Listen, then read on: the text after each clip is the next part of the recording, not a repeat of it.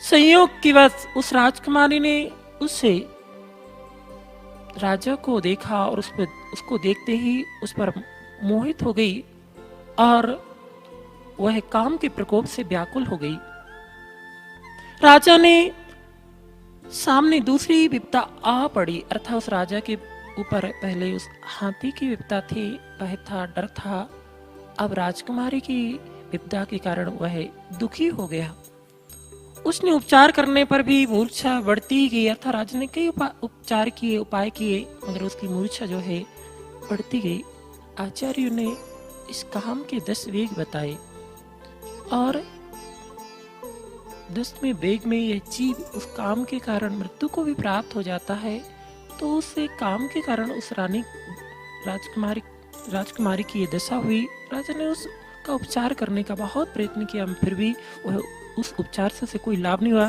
राजा ने फिर घोषणा की कि जो इसकी मूर्छा दूर करेगा उसे वह कन्या व आधा राज्य देगी।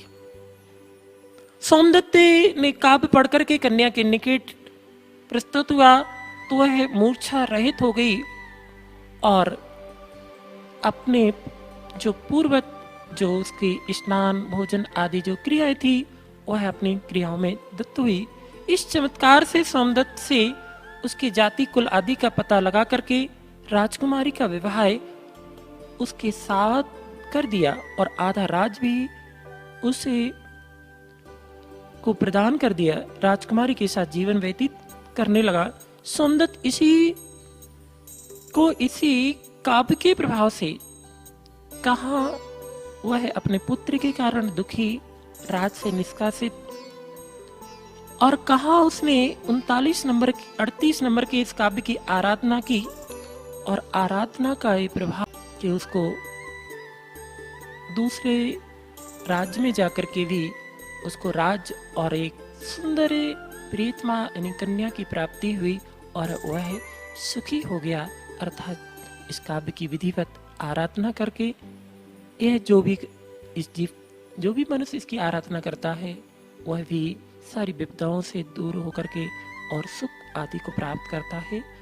आगे आचार्य भगवान 39 नंबर काव्य को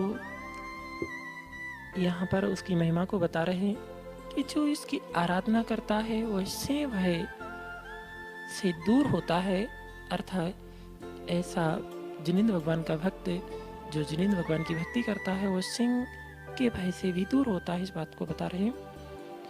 भिन्ने विकुंभे गले दो चले सोड़िताक्ते ही मुक्ता फल प्रकर भूषित भूमि भागा बत्त कृमाकृमे गतम हरणाधिपोपि नाक्रामति कृमि युगा चल संसितंते।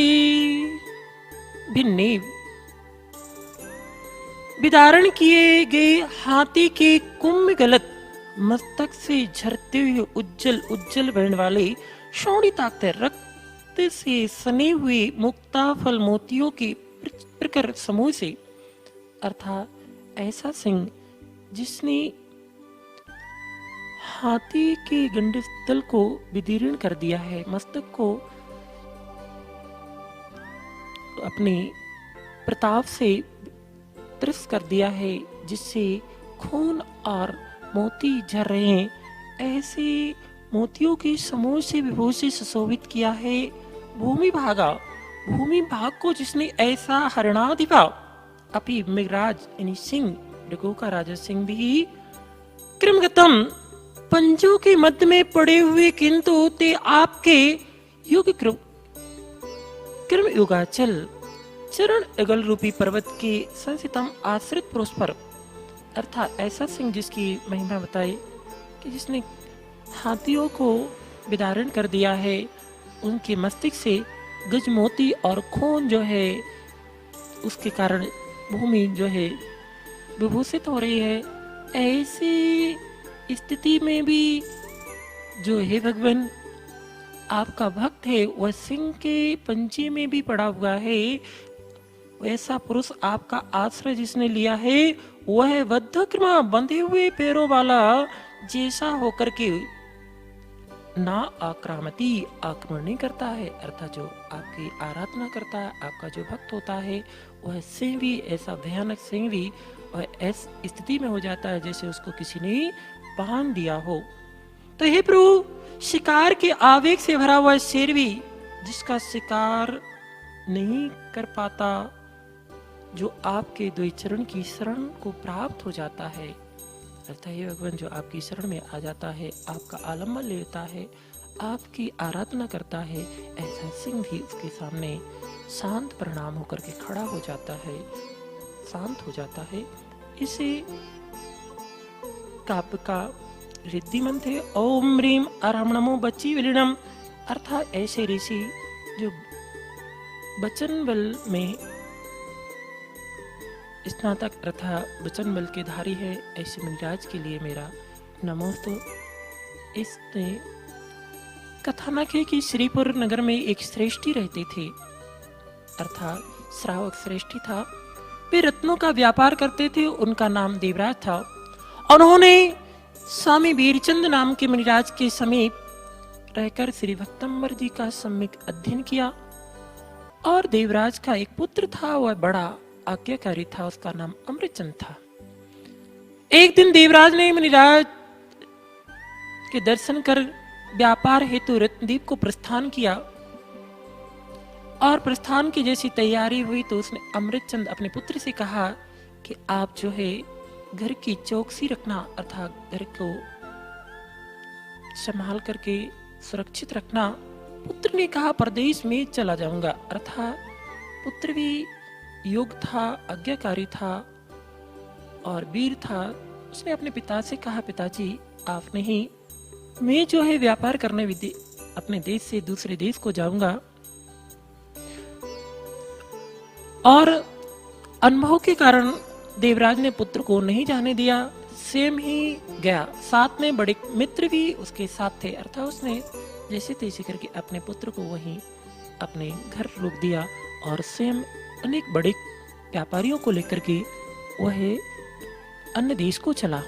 चलते चलते अचानक मार्ग में भटक गई और एक भयानक वन में पहुंच गया।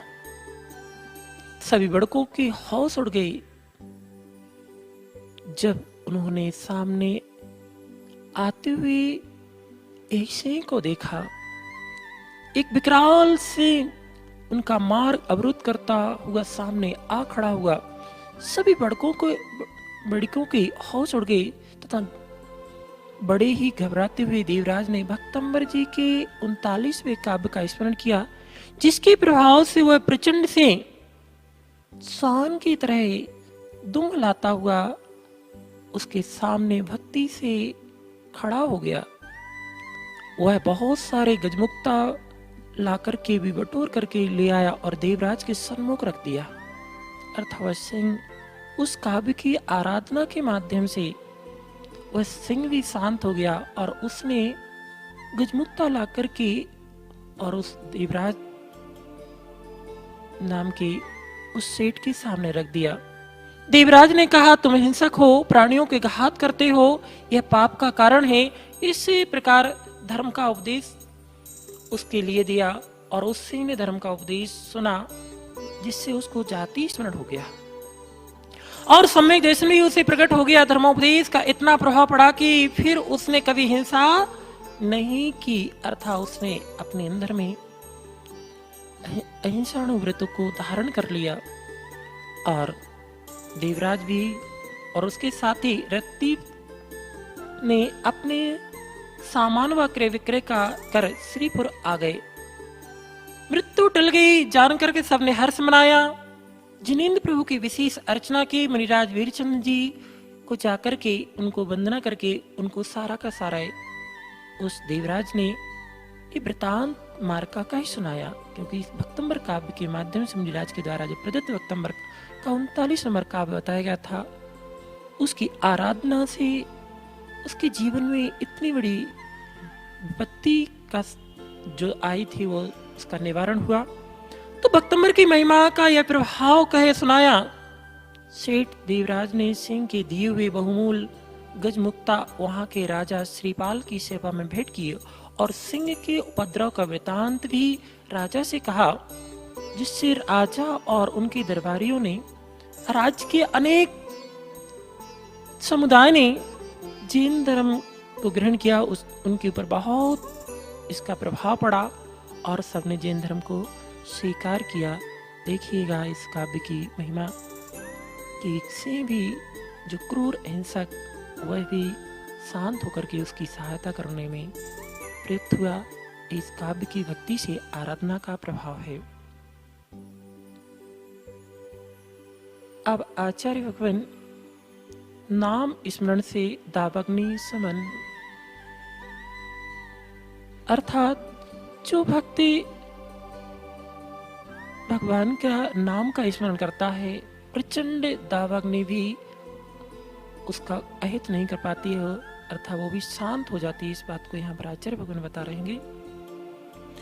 कल्पान्ति काले पविनोदते वै निकल्पम दावानलम जुलिति मोचलमुस्फुलिंगम विश्वम जिगीषुमि विशन मुखे मापतन्तं तन्नामि कीर्तनि जलम समेति शेषम।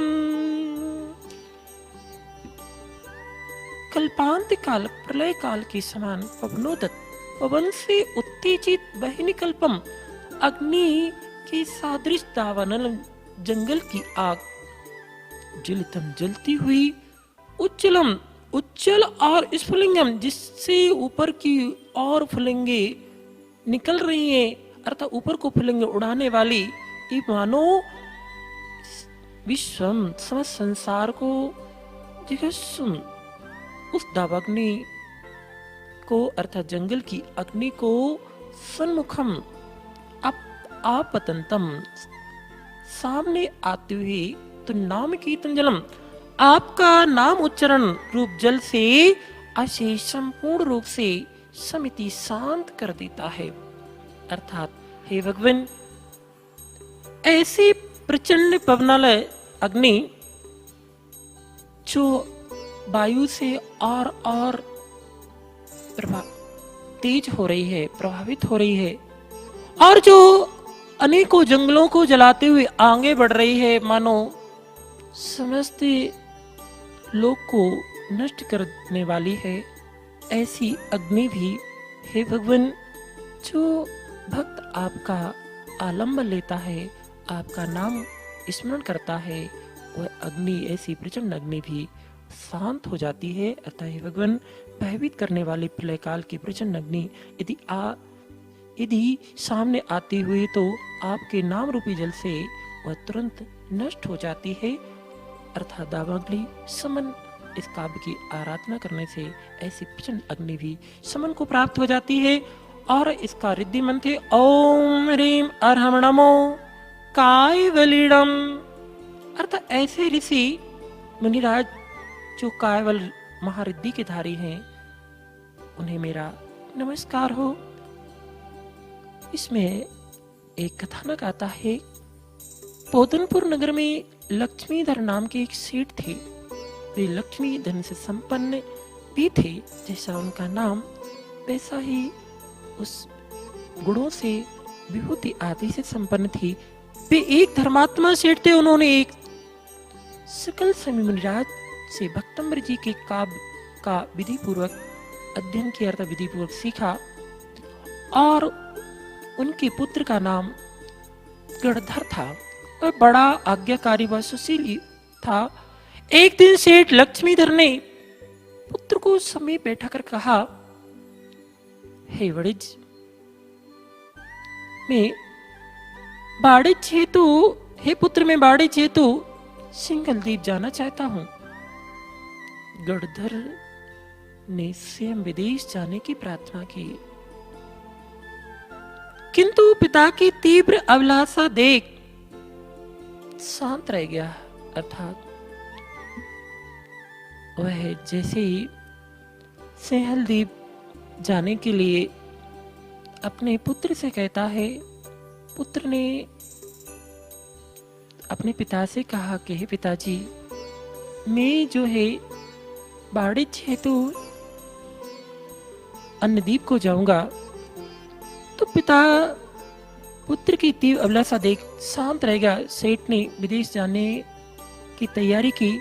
रास्ते में भी एक जगह तंबू डाले हुए विश्राम के लिए रुके हुए थे। रसोई बन रही थी, अचानक वहां आग लग गई। हाहाकार मच गया। सेठ लक्ष्मीधर ने धीरज नहीं त्यागा और उसने भक्तंबर जी की 40वें काव्य का 108 बार जाप किया, जिसके प्रभाव से चक्रेश्वरी देवी प्रकट हुई।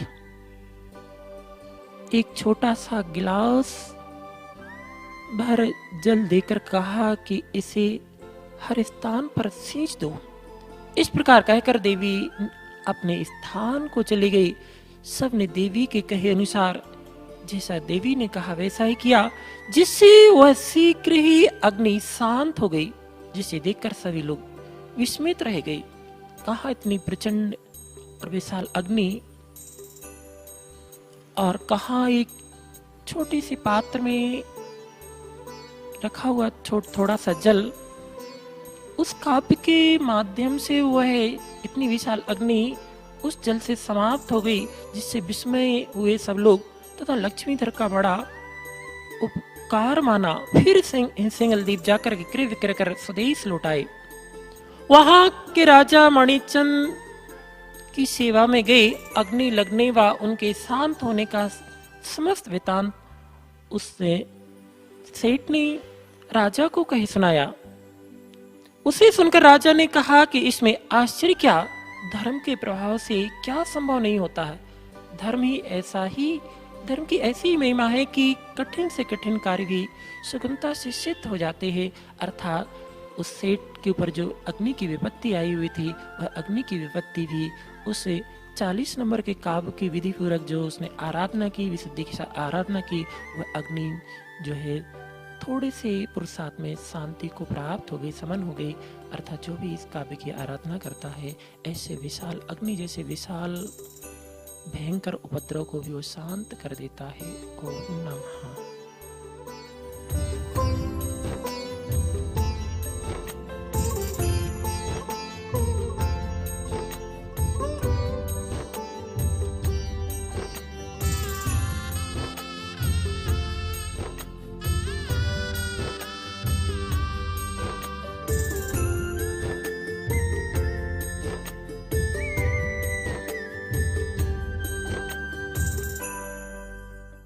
जय जिनेन्द्र बंधुओं, समसामयिक विकल्पों के संस्कार समाधान में आप सभी का स्वागत है।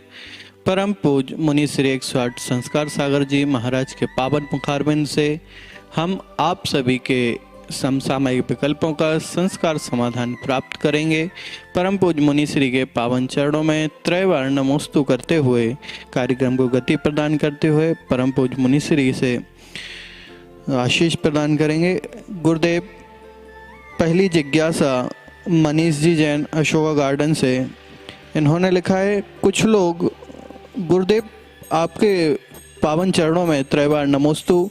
गुरुदेव, कुछ लोग संलेखना को भी लोक मूर्ता कह देते हैं, उन्हें कैसे समझाएं? कृपया कर हमारे समसामयिक विकल्प का संस्कार समाधान करने की अनुकंपा करें। नमोस्तु गुरुदेव, नमोस्तु गुरुदेव, नमोस्तु गुरुदेव। लोक मूर्ता, पहले तो इस शब्द को आप अच्छे से समझ लें। मूर्ता का मतलब होता है अज्ञानता।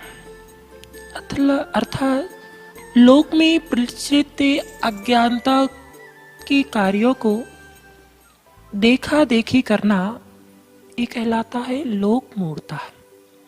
ये 3 प्रकार की होती है, लोक मूर्ता, देव मूर्ता और गुरु मूर्ता। अर्थात लोक प्रचलित कार्यों को अज्ञानतावश देखा देखी करना, उसके प्रयोजन को नहीं समझना कि इसका प्रयोजन क्या है, और जैसा सामने वाला कर रहा है वैसा करना, ये लोक मूर्ता कहलाती है। इसका रत्नकंडक श्रावकाचार में आचार्य भगवान समद्भक्त स्वामी ने बहुत अच्छे ढंग से इनका वर्णन किया है। अब समाधि को लोक मूर्ता कहा जा रहा है, ऐसा प्रश्न है आपका। तो समाधि को देखा देखी संलेखना का मतलब होता है सतलेखन अर्थात अपनी इंद्रिय और मन और कसायों को बस में करना, इनको अपनी आत्मा से पृथक करना। क्योंकि जब तक ये कसाय इंद्रियां प्रभावकारी होती हैं तब तक वह जीव संलेखना को धारण नहीं कर सकता है। और संलेखना हमारे जो हमने व्रतों को धारण किया है, जो संयम को धारण किया है, जो हमने नियम संयम आदि जो भी अपने जीवन में धारण किया है, संलेखना पूर्वक समाधि मरण करना ये उससे भव्य श्रावक का लक्ष्य होता है। वह अपनी शिक्षा से, क्योंकि इन कसायों के इंद्रियों के विषय वो जब तक रहेगा वह कर्म का आश्रय करता रहेगा, कर्म का आश्रय करता रहेगा, तो ऐसे ही संसार में दुखों को प्राप्त करता रहेगा, भटकता रहेगा, जन्म मरण की परंपरा को बढ़ाता रहेगा। तो वह उन दुखों से बचने के लिए, उस संसार के दुखों से बचने के लिए वह भव्य श्रावक या साधक अपनी कसायों को अपनी शिक्षा से दुखों से बचने के लिए शिक्षा से जो है बस में करने का पुरुषार्थ करता है, ना कि किसी की देख करके। किसी को देख करके क्रिया तो की जा सकती है मगर उसको संलेखना नहीं कहा जा सकता है। वह अपनी शिक्षा से अपनी आत्मा को पतन से बचाने के लिए इस संलेखना विधि को धारण करता है। इस संलेखना की विधि है 12 वर्ष उत्कृष्ट। और जब कोई ऐसी स्थिति हमारे सामने आती है, अर्थात वो असमर्थ हो जाता है, रोग आदि से ग्रसित हो जाता है, तो वह फिर इसका जो क्रम है उस क्रम से आहार पानी आदि बाह्य वस्तुओं का क्रम से जो है अपनी स्थिति के अनुसार त्याग करता जाता है। और फिर संलेखना पूर्वक फिर अंत में जो है समता पूर्वक जो है उस अभ्यास के माध्यम से, उस त्याग के माध्यम से उसे अपनी जो अंदर में क्रोधियां हैं, जो कसाय है, इंद्रियों के प्रति जो इच्छाएं हैं, उनको दमन करता जाता है, कृष करता जाता है। फिर समता युक्त परिणामों के साथ अंत में जो मरण करता है, तो संलेखना पूर्वक उसे समाधि मरण होता है। तो वो कोई मूर्ता नहीं है, क्योंकि ये देखा देखी नहीं किया, ये अपने आत्मा के कल्याण के लिए अपनी शिक्षा से उन सब से बचने के लिए शिक्षा से धारण किया जाता है। इसे मूर्ता नहीं कहा जा सकता है। मूर्ता तो वो होती है कि अज्ञान पूर्वक जिस कार्य के बारे में हमें पता नहीं है, हम वो उस कार्य को न समझने का पुरुषार्थ करें, ना समझना चाहते हैं और वो कार्य को करना, ये मूर्ता कहलाती। तो मूर्ता में और संलेखना कार्य जो कर रहा है उसमें बहुत अंतर है, तो वह मूर्ता में नहीं आती है। ओम नमः। गुरुदेव, अगली जिज्ञासा पद्मा जी जैन अशोका गार्डन से लिखती हैं, परम पूज्य गुरुदेव के पावन चरणों में बारंबार नमोस्तु। गुरुदेव, द्रव्यानुयोग के कितने भेद होते हैं? कृपया कर हमारे समसामयिक विकल्प का संस्कार समाधान करने की अनुकंपा करें। नमोस्तु गुरुदेव, नमोस्तु गुरुदेव, नमोस्तु गुरुदेव। द्रव्यानुयोग की परिभाषा अर्थात दिव्यानुयोग में किसका वर्णन किया जाता है, इनका जिज्ञासा है। तो जिन वाणी को तो पहले बताया था कि जिनेंद्र भगवान की वाणी को 4 अनुयोगों में विभाजित किया गया है, प्रथमानुयोग, करणानुयोग, चरणानुयोग और द्रव्यानुयोग। प्रथमानुयोग जिसमें 63 शलाका पुरुषों के वर्णन किया पुरुषों का वर्णन किया जाता है। करणानुयोग जिसमें आत्मा के परिणामों की महिमा को बताया जाता है। चरणानुयोग जिसमें चारित्र का वर्णन किया जाता है। और द्रव्यानुयोग जिसमें जीव अजीव प्रमुख तत्व और पुण्य पाप आदि का जिसमें वर्णन किया जाता है।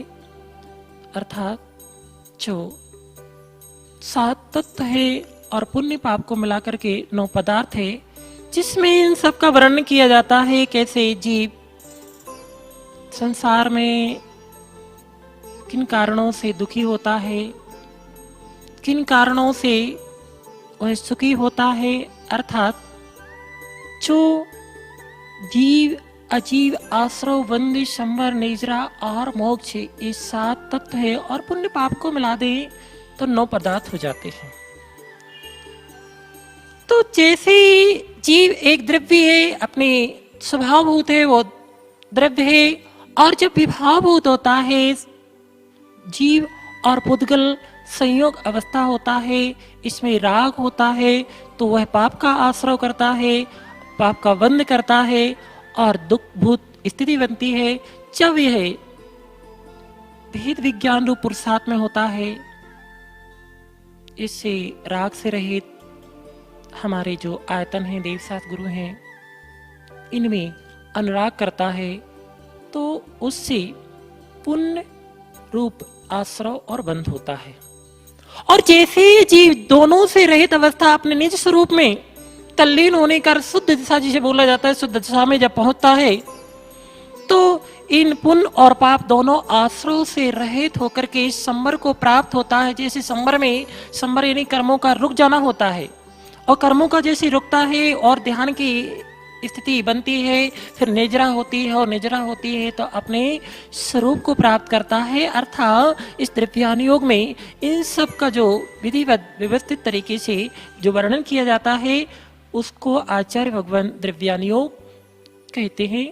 तो ये भी जिनेंद्र भगवान की जो देशना है, जिनेंद्र भगवान की द्वादशांग जो बाणी है, उस जो 4 विभागों में विभाजित किया गया था, ये द्रव्यान योग जो है इन सब का वर्णन करने वाला होता है। इसलिए द्रव्यान योग जो है 4 अनुयोग में एक अनुयोग है, इन सब का वर्णन जिसमें किया जाता है उसे द्रव्यान योग कहते हैं। ओम नमः।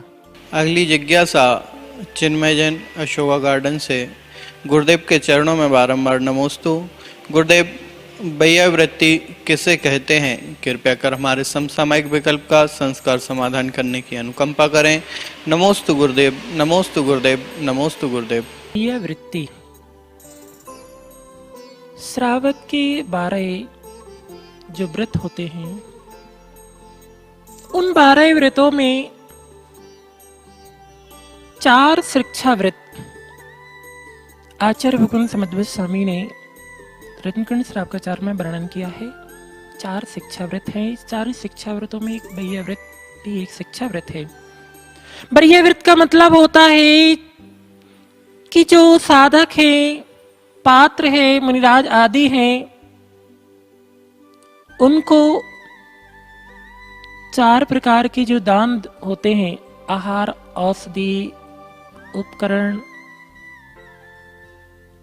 और अभय, ये जो 4 प्रकार के दान होते हैं, उन दान को जो यथा विधि, यथा आवश्यकता, जिस प्रकार से जिनको आवश्यकता है उस प्रकार से देना, ये वैयावृत्ति है। दूसरा 10 प्रकार के जो वैयावृत्ति के पाठ मुनि गिलान आदि जो आचार्य भगवान स्वामी ने भेद दिए हुए हैं मुनिराज के, उनकी जो है वैयावृत्ति करना अर्थ वो किसी प्रकार से वो थके हुए हैं, रोग आदि से रहे थे, या उन्होंने बहुत सहे थे, या उन्होंने अध्ययन आदि के कारण से या मार्ग में विहार आदि के कारण से किसी प्रकार से उनको बाधा है, थकावट आदि है, तो उनके पैर आदि को भी दबाना, उनकी सेवा शुश्रूषा करना, ये भी वैयावृत्ति होती है।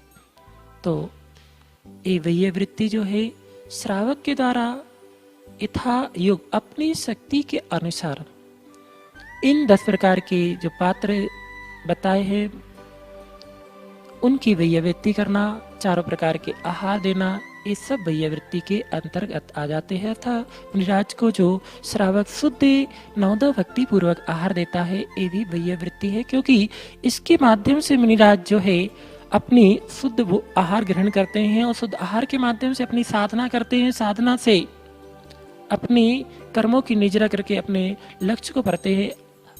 पद्मनंदी पंचविंशतिका में आचार्य भगवान पद्मनंदी स्वामी ने तो इतना तक कहा है कि जो ताता पात के लिए, मुनिराज के लिए नवदा भक्ति सहित जो नवदा भक्ति है, 9 पुण्य के जो हेतु है नवदा भक्ति सह सप्तगुण और पड़गहन आदि से इन 16 जिसे बोलते हैं इस सहित पूर्ण सिद्धा के साथ जो आहार देता है वह मुनिराज के लिए रत्नत्रय यानी मोक्ष मार्ग दे रहा है। ये विशाल महिमा उसे बाह्य वृत्ति की है, बस उसमें हमारा भाव पवित्र होना चाहिए और पवित्रता के साथ साथ अच्छे क्या नाम से योग्य उनकी मोक्ष मार्ग के योग जो सामग्री है, मोक्ष मार्ग के योग जो भी उनसे बनता है, जो उनकी सार्थकता है, वो सारी चीजें जो है उनको बाह्य वृत्ति आदि के अंतर्गत लिया गया है। ओम नमः। अगली जिज्ञासा गौरव जैन, अशोका गार्डन भोपाल से। परम पूज्य गुरुदेव के चरणों में बारंबार नमोस्तु। गुरुदेव, तीर्थंकर भगवान 12वें गुणस्थान तक मौन क्यों रहते हैं? कृपया कर हमारे समसामयिक विकल्प का संस्कार समाधान करने की अनुकंपा करें। नमोस्तु गुरुदेव, नमोस्तु गुरुदेव, नमोस्तु गुरुदेव। पहली बात तो तीर्थंकर किसे कहते हैं इस बात को समझें। तीर्थंकर नामकरण की सर्वश्रेष्ठ 3 लोकों में सबसे श्रेष्ठ पुण्यदायिनी पुण्य प्रगति है नामकरण की। और तीर्थंकर प्रगति का बंदे प्राणी मात के प्रति जिसकी करुणामय भावना होती है, उसके हित की भावना होती है, ऐसे प्रबल पुरुष पुण्यमय भावों से युक्त जीव जो है तीर्थंकर या केवली आदि के सन्निकट में दर्शन सम्यक दर्शन विशुद्धि जो एक दर्शन 16 करण भावनाओं में एक भावना है, इसके साथ तीर्थंकर प्रगति का बंद करता है। 16 कारण भावनाओं को भाता है। तीर्थंकर प्रगति का बंद करता है। तीनों लोकों में सर्वश्रेष्ठ पुण्यशाली जीव हुआ करता है।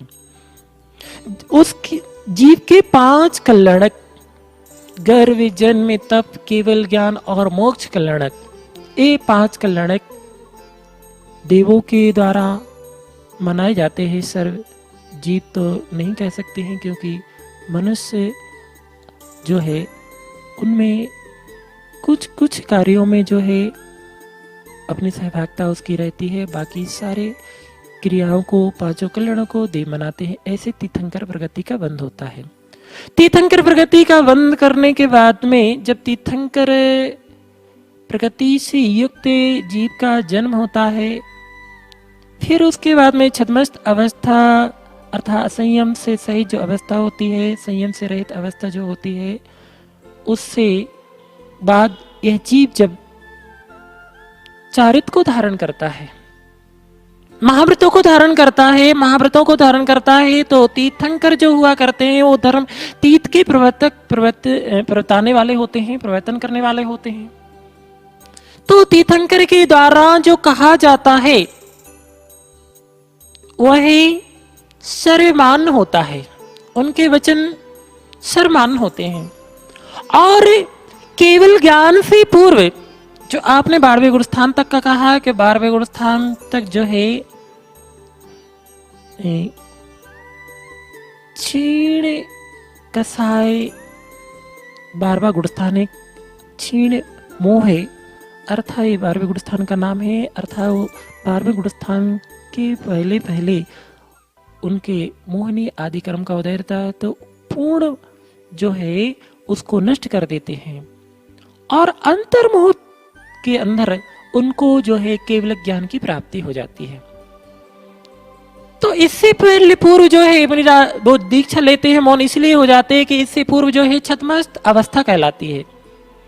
केवल ज्ञान के पहले जो अवस्था होती है वो छद्मस्त अवस्था अर्थात पूर्ण ज्ञान नहीं हो कहलाता है, इसलिए वह उपदेश नहीं देते। संयोग है कि वे दीक्षा लेते हैं और दीक्षा लेने के साथ जब तक केवल ज्ञान नहीं होता तब तक मौन रहते हैं, अर्थात उनके माध्यम से छद्मस्त अवस्था में कोई ऐसी